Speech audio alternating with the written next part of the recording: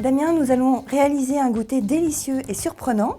Un petit chausson aux amandes à la framboise, vous allez voir, c'est très simple et très gourmand. Et on va commencer par la crème d'amande qui va donner, tu sais, le côté crémeux gourmand à la recette. Alors on y va? On y va. Alors tu vas commencer par mettre un poids de beurre. Alors le beurre, ce qui est très important, c'est qu'il est mou, c'est-à-dire qu'on l'a sorti, vous voyez, depuis pas mal de temps et il est vraiment en consistance pommade. S'il n'est pas pommade, comme ça, vous le passez quelques secondes au micro-ondes et ça le fait, d'accord? Alors tu vas remuer et je vais rajouter un poids de sucre cassonade. Alors je mets du sucre cassonade, si vous avez du sucre blanc, ça marche aussi. Mais le sucre cassonade, ça va donner une touche un petit peu rustique à la recette et à la fois, ça va avoir ce côté très très gourmand.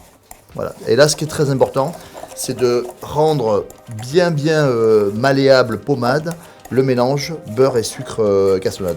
Voilà, là il faut vraiment le travailler, hein. Très important pour le rendre vraiment très très crémeux.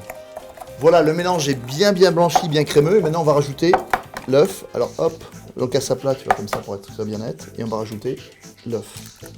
Voilà. Voilà, maintenant on va rajouter la poudre d'amande hein, qui va absorber, qui va faire que le mélange est très joli. Et voilà, on va avoir une pâte un petit peu épaisse. Consistance crème d'amande, voilà, c'est ce qu'on appelle vraiment une crème d'amande, d'accord? Voilà, la crème d'amande est terminée. Et maintenant, on va réaliser les petits chaussons aux amandes. On a une brioche tranchée à ris très très moelleuse. Alors moi, j'ai une petite astuce, c'est je tasse le milieu donc de la tranche de brioche. Légèrement. Ici, on va mettre un petit peu de crème d'amande.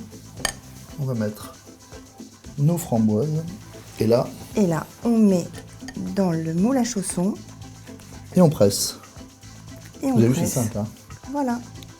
Et vous avez petit chausson impeccable. On va renouveler l'opération autant de fois que vous avez de convives. Exactement. Allez, c'est parti. Alors, nos petits chaussons sont prêts. Maintenant, il nous reste à les cuire. Alors, regarde, on va mettre un tout petit peu de beurre au fond d'une poêle.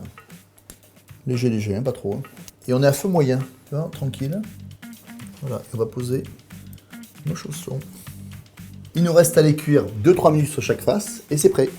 Tu vois comme il est facile de faire de délicieux goûters avec la brioche tranchée à ris. Alors maintenant, c'est à vous.